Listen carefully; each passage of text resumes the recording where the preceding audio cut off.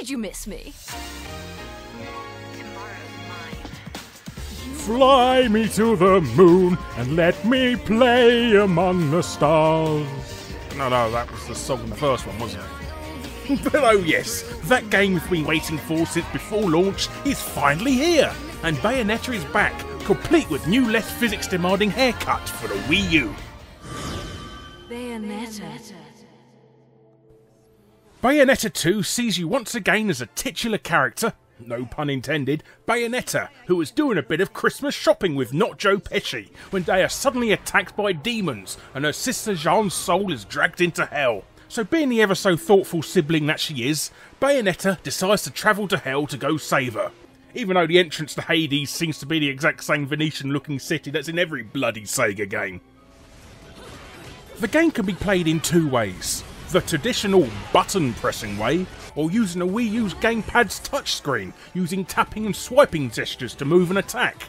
It does make it feel more like an iPad game, but it could be the main reason why Bayonetta 2 is far more forgiving than the original, as touchscreen controls are always crap. And it's a lot easier too. On the easy and normal difficulties, you can get through just randomly tapping the attack and dodge buttons. But saying that, there is an extra level where you learn the combos and the witch time, which is their name for parrying to be able to slow down the enemies, and actually be good at the game. Now I got a bit of flack when I reviewed DMC a few years ago for calling it a button basher. And while Bayonetta 2 is essentially 2, I mean come on, admit it, for some reason I just enjoyed pulling off the combos and parries a lot more. It might be down to the fact that some of the combos require you to hold down the button for attacks, giving you that extra second of rest to collect your thoughts. Yes, I'm lazy. But it did come to me as a much more thought out game combat-wise than DMC ever was. And also none of that unwarranted self-importance crap for having the protagonist look like the producer helps as well. Bayonetta also includes a rather exciting online co-op mode, where you sit around for 200 seconds for some Japanese bellend to ignore your party request, and then give up and play with the AI teammate instead. It's a lot of fun. It's not the perfect game by all means. There were a lot of elements which take you out of the game, such as a huge amount of invisible walls on things you should easily be able to walk through, and the graphics for what they are a bit, well, crap. When you strip away all the jumping over the place and huge enemies stuff, the graphics are quite unpolished. It's like they forgot to add the lighting or shaders, or you're playing on a PC with some of the graphics nerfed. Or maybe I'm just being spoilt by next-gen graphics and going back to a weaker console has really made me see the difference. It also seems to take a further hit when it goes into one of those quick time events during the boss battles. I honestly thought it was actually FMV for a bit, until I realised I could interact with them later on. Also, Bayonetta 2 suffers from the old non-British voice actors trying to do English accents issue, and completely screwing up the colloquialism and pronunciations. Especially the way the kid character Loki says love.